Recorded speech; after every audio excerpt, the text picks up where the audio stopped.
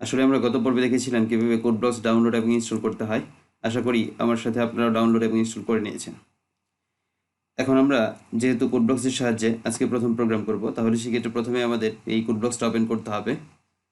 আমরা code ব্লকসে open করার জন্য কোড ব্লকসটা ডাবল ক্লিক করব।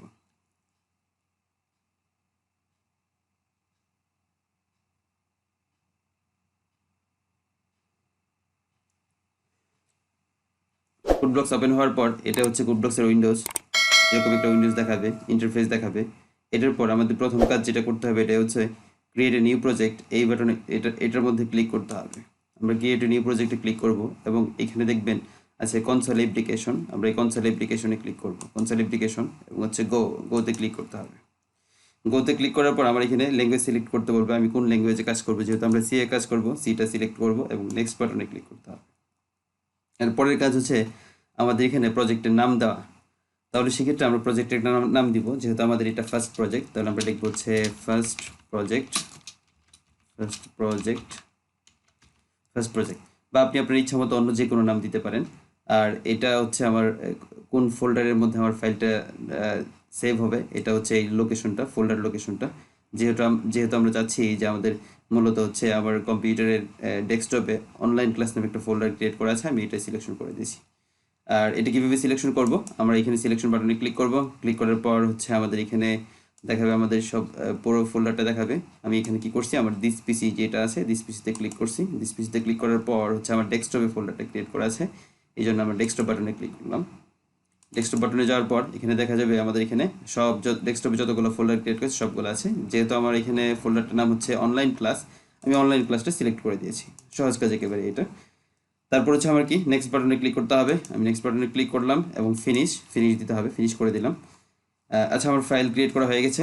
এখন আমরা যেটা করবো এটা হচ্ছে এই যে সোর্স নামে একটা অপশন আছে, এটার মধ্যে ক্লিক করতে হবে। সোর্সে ডাবল ক্লিক করার পর মেন ডট সি যেটা আছে, যে ফাইলটা আছে, আমি মেন ডট সিটা ওপেন করলাম। তাহলে এটা হচ্ছে আমার মেন ডট সি এতে আমার রেডিমেড একটা ফোল্ডার, টেমপ্লেট একটা ফোল্ডার ফাইল, একটা প্রোগ্রাম করা আছে এখানে। যেহেতু আমার এখানে এই হেডার ফাইলটা লাগবে না, আমি হেডার ফাইলটা মুছে দিচ্ছি, বাদ দিয়ে দিলাম।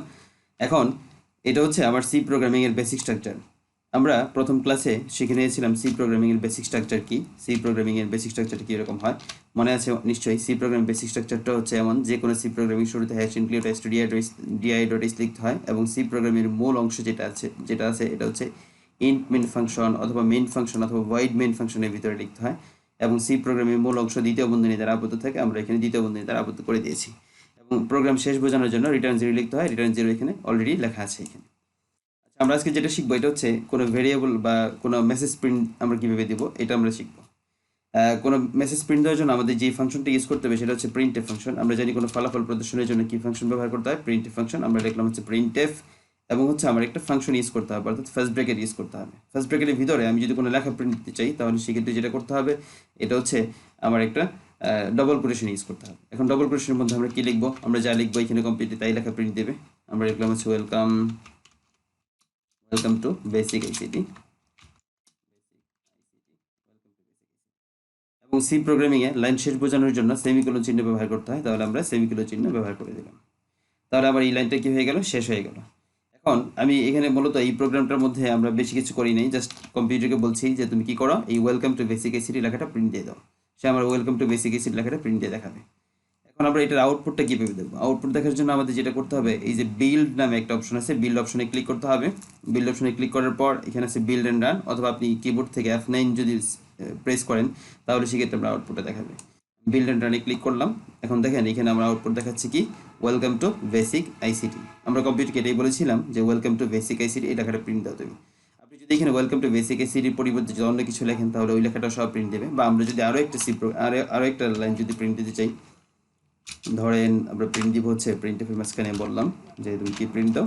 এখন আমি আমার নামটা প্রিন্ট দিতে বলছি।